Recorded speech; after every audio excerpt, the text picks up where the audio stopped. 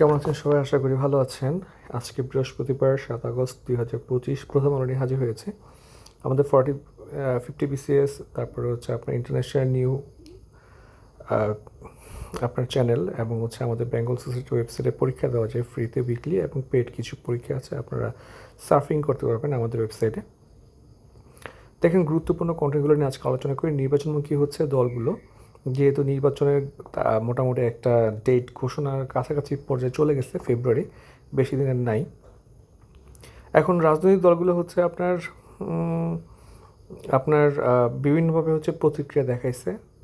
যাই হোক, নির্বাচনী আমেজে বিএনপি লেভেল প্লেইং ফিল্ড তৈরি করা নিয়ে 3 দলের উদ্বেগ এবং নির্বাচনের উপযুক্ত পরিবেশ নিশ্চিত করার দাবি। নির্বাচনের উপযুক্ত পরিবেশ নিয়ে তো সমস্যা নাই, কারণ এখন মোটামুটি পরিবেশ ভালোই আছে। মেন ব্যাপারটা হচ্ছে আপনারা এখন নির্বাচন চাচ্ছেন কিনা সেটা একটা ফ্যাক্ট, কিন্তু উপযুক্ত পরিবেশ নেই এটা ঠিক বলা যাচ্ছে না আর কি।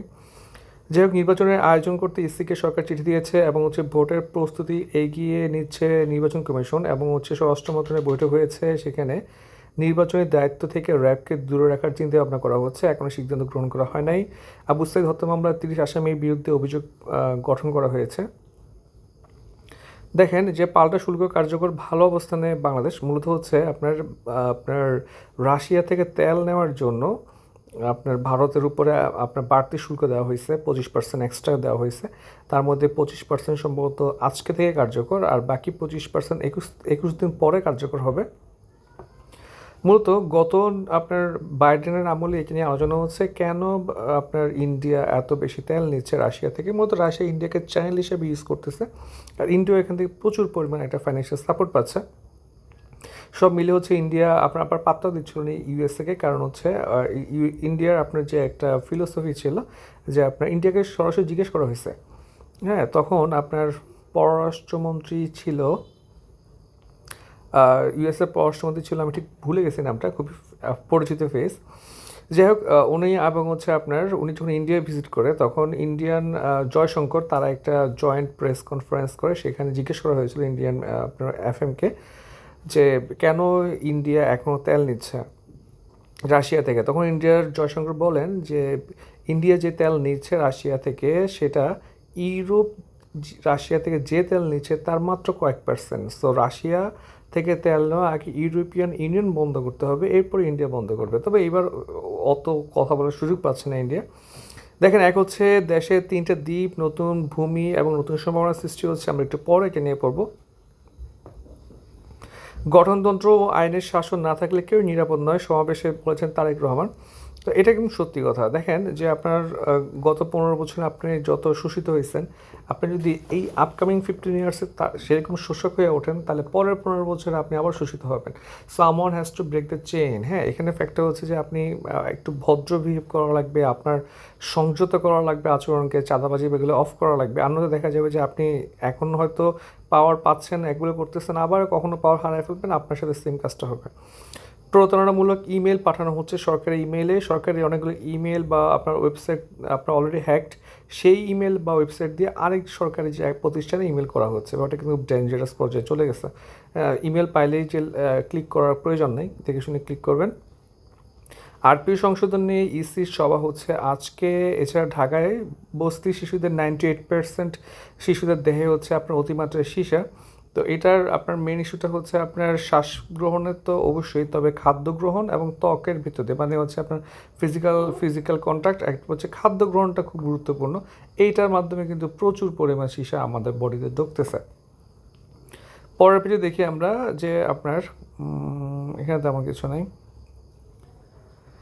অভ্যুত্থানের উত্তরে বাংলাদেশে কেমন বিশ্ববিদ্যালয় পেলাম? টোটালি হচ্ছে কোনো বিশ্ববিদ্যালয় আসলে পাই নাই। যার সমস্যা ছিল বিশ্ববিদ্যালয় একই সমস্যা আছে, যে শুধু দল চেঞ্জ হয়েছে আর কি। আগে একটা রাজনৈতিক দল হচ্ছে ব্যাপারটা কন্ট্রোল করতো, এখন অন্য রাজনৈতিক দল বা ফিলোসফি কন্ট্রোল করতেছে। বাকি যেই লাও সে কুদু। এবং এনসিপিও আগে যেই ধরনের কথাবার্তা বলতো বিশ্ববিদ্যালয়ে চেঞ্জ করা নিয়ে, তারাও হচ্ছে এখন চুপচাপ আছে, কারণ তাদের প্রয়োজন আছে এসব।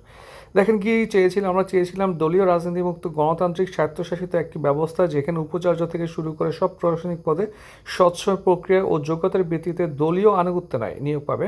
শিক্ষার্থীদের জন্য একটি নিরাপদ ক্যাম্পাস, সেখানে মত প্রকাশনের স্বাধীনতা থাকবে। গেস্ট রুমের সংস্কৃতির র্যাগিং ও সরকারি ছাত্র সংগঠনের দমনমূলক আপনার হচ্ছে যে রেজিমেন্টেশনের ছিল সেটার অবসান ঘটবে। এছাড়া বিশ্ববিদ্যালয়ের সরকারি চাকরির প্রস্তুতি কেন্দ্র এর পরিবর্তে জ্ঞান সৃষ্টি এবং গবেষণা কেন্দ্রে পরিণত হবে। হ্যাঁ, চট্টগ্রাম বিশ্ববিদ্যালয় একটা আইন করলো কি যে আপনি মেয়েরা যদি রাত 10টার পরে হলে ফিরে ওদের সিট বাতিল হওয়ার সম্ভাবনা থাকবে।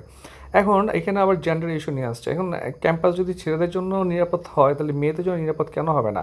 আপনি আপনি জেনারেলি হচ্ছে আপনি এমন একটা সিচুয়েশন ক্রিয়েট করেন যে আপনি ছেলেমেয়েরা স্টাডি করবে বা রিসার্চ করবে, ওদের ক্যাম্পাস ওরা যখন ইচ্ছে তখন রাতে ফিরবে। হ্যাঁ, আপনি 12টা করলেন বা একটা করলেও যে সব মেয়ে একটা পর্যন্ত বাইরে থাকবে ওটা এরকম না। কাজ ছাড়া কেউ আসলে বাইরে থাকে না। হ্যাঁ, এখন ব্যাপারটা আপনার যদি মনে হয় যে ভাই মেয়েদের ঘরে থাকা প্রয়োজন, সেটা আপনার পার্সোনাল ইস্যু আর কি, ঠিক আছে? বাট আপনি এটা একদম জেনারেল স্টেটমেন্ট আগে শুধু মেয়েদের জন্য একটা স্টেটমেন্ট দিতে পারেন। আপনি ছেলেদেরকে অ্যাড করবেন না কেন? আপনি বলেন ছেলে মেয়েকে 10টা পরে বাইরে থাকতে পারবে না। আমার মনে হয় এগুলো নিয়ে আসলে স্টেটমেন্ট দেওয়ার কিছু নাই বা একটা রুল জারি করার মতো কিছু নাই। এগুলো আসলে খুব বিব্রত করবে। বিশ্ববিদ্যালয়ের স্যাররা কী করে? বেশিরভাগ বিশ্ববিদ্যালয়ের স্যাররা আমি গত 15 বছর দেখে আসছি যে রাজনৈতিক দলগুলো হচ্ছে তেলবাজি করে আপনার হচ্ছে শিক্ষক সমিতি করে হচ্ছে সরকারের পক্ষে হচ্ছে বিভিন্ন ধরনের স্টেটমেন্ট দেওয়া ছাড়া তো কাজ থাকে না, ঠিক আছে? এই ধরনের একটা শিক্ষকদের আমরা যেরকম বলি পুলিশের ভাবমূর্তি গঠন করা লাগবে, সেমভাবে শিক্ষকদের ভাবমূর্তিও গঠন করা লাগবে। শিক্ষক মানে এমন না যে তারা হচ্ছে একদম মানে পীর বা হুজুর হয়ে গেছে, ওটা এরকম না। হ্যাঁ, ওনাদের ভাবমূর্তি কিন্তু খুব খারাপ অবস্থা। এবং আপনারা জানেন যে আপনার রিসেন্টলি চট্টগ্রাম বিশ্ববিদ্যালয়ের হচ্ছে একজন শিক্ষককে আপনার অনৈতিক আপনার প্রস্তাব দেওয়ার সাথে থেকে অনৈতিক প্রস্তাব দেওয়ার জন্য আপনার বহিষ্কার করা হয়েছে। সো আপনি মানে এই পর্যায়ে এসে আসলে সবার চরিত্রই কিঞ্চিত খারাপ হয়ে গেছে। হ্যাঁ, আর ঘুরে ফিরে কিন্তু ছাত্রছাত্রী স্টুডেন্টরাই হচ্ছে দেশ গঠন করে, ঠিক না? এই অগাস্ট মাসে ওরাই নিয়ে আসছে, আবার ধরেন হচ্ছে 71 তারাই আনছিল, মানে তাদের একটা বিশাল একটা কন্ট্রিবিউশন ছিল আর কি। হ্যাঁ, আপনি দেখেন যে 52 বলেন বা সব রাজনৈতিক আপনার সালগুলোর সাথে হচ্ছে স্টুডেন্টরা খুব আঙ্গিকভাবে জড়িত আর কি। সো আপনি হচ্ছেন টিচারদেরকে মনে হয় একটু সেন্সিটিভ হওয়া উচিত আর কি। মানে ওনাদেরকে আসলে আগে রাজনীতি ছাড়া লাগবে। আমার মনে হয় স্টুডেন্ট পলিটিক্স হচ্ছে সবচেয়ে খারাপ হচ্ছে টিচার্স পলিটিক্স। স্টুডেন্টরা তো নিজের টাকায় পড়ে। এখন আপনি বলেন যে নিজের টাকা কোথায় পড়ে? ওরা তো গরিব মানে সব মানুষের টাকায় পড়ে। তো টিচারদের বেতন কই থেকে হয়? টিচারদের বেতনে কিন্তু আপনার সেই মানুষের টাকা থেকে হয়, ঠিক আছে? এবং টিচাররা মূলত স্যালারি পাচ্ছে, স্টুডেন্টদের তাও হয়তো কম টাকায় পড়তেছে, but they still they are paying, মানে 1% ওরা পে করতেছে। হ্যাঁ, টিচাররা তো 100% পেমেন্ট পাচ্ছে। টিচাররা যেহেতু সরকারি চাকরি করতেছে, আমাদের আপনার বিজনেস করার পলিটিক্স করার কোনো রাইট নেই আসলে। শিক্ষককে লাঞ্ছিত করার ঘটনায় সেই ছাত্রকে ছাড়পত্র দেওয়া হয়েছে, ছাত্রকে ছাড়পত্র দেওয়া হয়েছে। আচ্ছা, পরে দেখি আমরা ঢাকার বাইরে পাঠানো হলো 76 ওএসডি কর্মকর্তাকে পুলিশের। এই পেজে তেমন কিছু নাই, দেখেন আপনার সম্পাদকীয় পেজে। গাজায় আকাশ থেকে ত্রাণ নয় ধোঁকা ফেলা হচ্ছে, মূলত এটা পাবলিসিটি স্ট্যান্ড। এটার মাধ্যমে হচ্ছে আপনার প্যারাশুট দিয়ে আসলে মানবতা রক্ষা করা যাবে না, এবং এটার মাধ্যমে হচ্ছে মূলত হচ্ছে অনেক মানুষ মারাও যাচ্ছে। যেমন হচ্ছে আপনার এখানে ইস্যুটা হচ্ছে আপনার যখনই আপনার ফুডগুলো হচ্ছে নিচে পড়ে তখনই কিছু কিছু থাকে যে ইসরায়েল বেসড কিছু আপনার মিলিটেন্ট থাকে, তাদের হাতে আর্মস থাকে, তারা হচ্ছে গোলাগুলি করে হচ্ছে সবগুলো খাবারটা দখল করে নেয়। আর যারা হচ্ছে সাধারণ মানুষ যেগুলো পায় সেগুলোতে ওদেরকে আবার গুলি করে মেরে ফেলে আর কি ইসরায়েল। তো এখানে মূলত হচ্ছে আপনার যে আকাশ থেকে ত্রাণ দেওয়ার ব্যাপারটা আসলে ইসরায়েলের আপনার প্রধানমন্ত্রী নেতানিয়াহুর একটা আইডিয়া, তিনি হচ্ছে আইডিয়াটা বলছিল, এবং এটার মাধ্যমে কী হয় মানুষ মনে করে যে গাজা ত্রাণ পাচ্ছে। এখন আপনি এয়ারড্রপ করে কতটুক ত্রাণ দিতে পারতেছেন? ওদিকে হচ্ছে প্রতিদিন হচ্ছে 100 থেকে 150 ট্রাক আপনার ত্রাণ দরকার পড়ে আর কি। এটা মূলত ক্ষুধা কমায় না, এটা মনে করে এটা হচ্ছে মানুষ মাথাকে সেট করে ফেলে যে খাবার ঢুকতেছে। দেখেন যে আপনার টানাপোড়েনের মধ্যে চীনে যাচ্ছেন নরেন্দ্র মোদী, এটা কিন্তু বিশাল বড় একটা স্টেপ। চীনে যাচ্ছে এবং রাশিয়াও যাবে, এবং হচ্ছে চীন রাশিয়া ইন্ডিয়া যদি একটা ব্লক হইতে পারে তাহলে কিন্তু পুরো ইন্টারন্যাশনাল পলিটিক্সটা পুরো গেম চেঞ্জ হয়ে যাবে।